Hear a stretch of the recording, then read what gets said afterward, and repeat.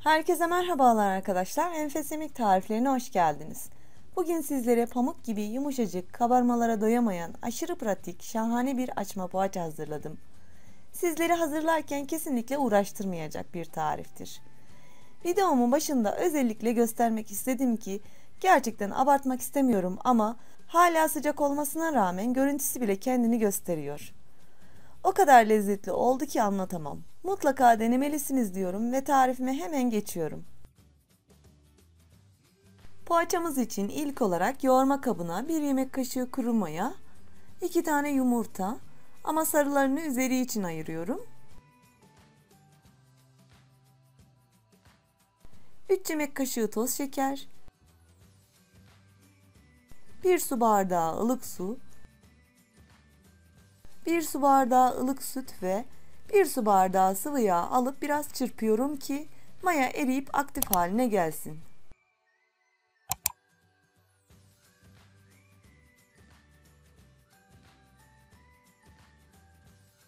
Mayası bu şekilde eriyince üzerine 5 su bardağı unun yarısını ve 1 tatlı kaşığı tuz ekleyip biraz karıştırıyorum.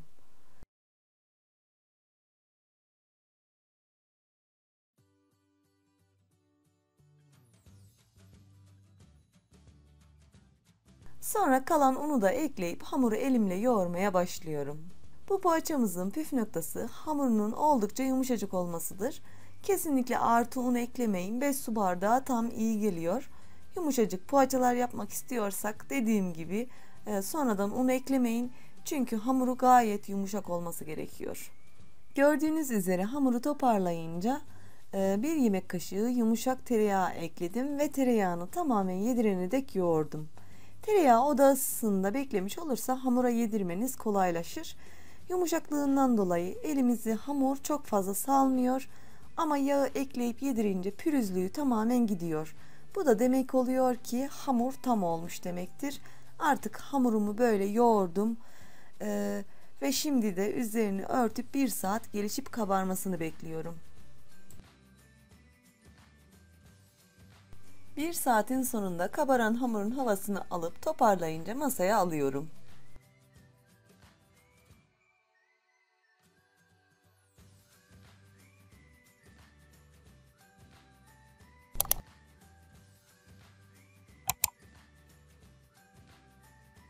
Masada da keseceğim şekilde toparlayıp 12 parçaya bölüyorum.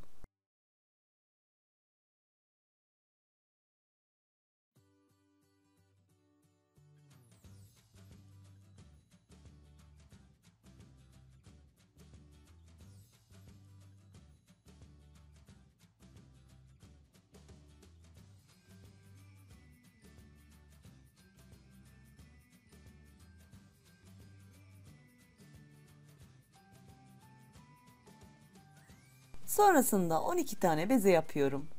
Ben bezelerimin sayısını tepsimin büyüklüğüne göre ayarladım. Sizler de tepsiye sığacak şekilde bezeleri çoğaltıp azaltabilirsiniz.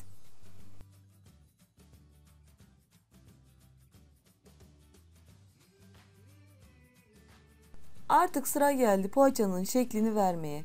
Bezenin bir tanesini alıyorum. Elimle üzerinden bastırarak servis tabağından biraz küçük olacak şekilde açıyorum.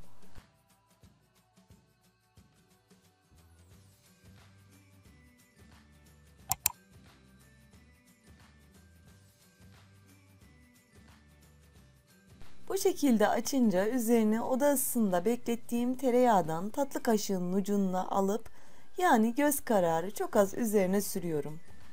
Sonra uç kısmından yuvarlayarak sarıyorum.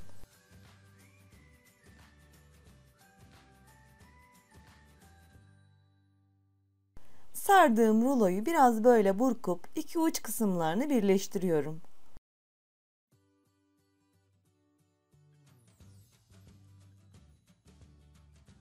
Böylece poğaçamızın da şeklini vermiş oluyorum.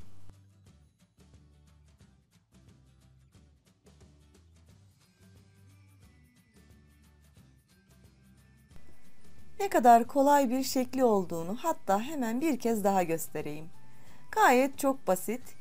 Kesinlikle vakit kaybı olmuyor. Hamur kabarınca şipşak yapıp fırına sürebileceğiniz bir poğaça tarifidir.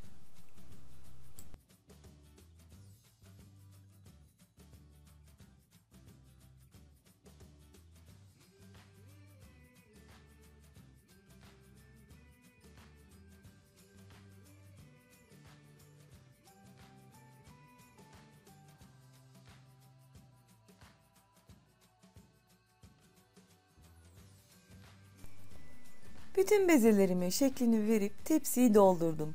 Şimdi de ayırdığım yumurta sarılarının üzerine 1 yemek kaşığı süt ekleyip çırpıyorum ve poğaçalarımın üzerine sürüyorum. Yumurta sarısını sürünce son olarak üzerine beyaz susam ve kavrulmuş kırmızı susam serpip fırına sürüyorum.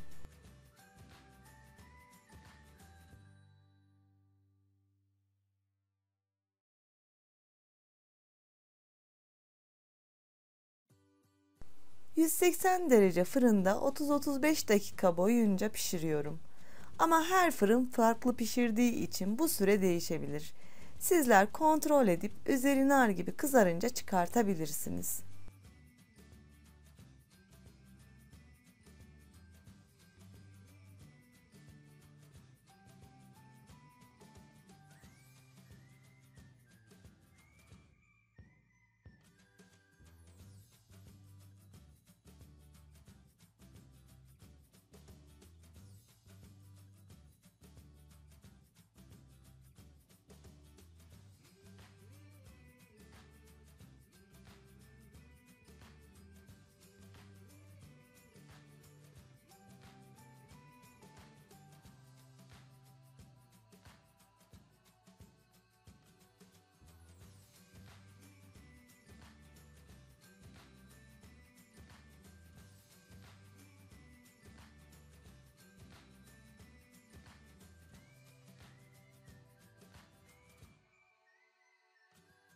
Poğaçamı pişirdim. Hiç bekletmeden içini bir kez daha sizlere göstermek istiyorum. Fırından yeni aldığıma rağmen yumuşacık pamuk gibi enfes oldu. Çok sıcak olduğu için bölerken biraz zorlandım. Fazla söze gerek yok çünkü bu poğaçam kendini gösteriyor. Bu videomun da sonuna geldim. Deneyeceklere şimdiden afiyet olsun. Bizi izlediğiniz için çok teşekkürler. Kanalıma abone olmayı, yorum ve beğeni atmayı unutmayın. Bir dahaki tarifimde görüşmek dileğiyle. Hoşça kalın.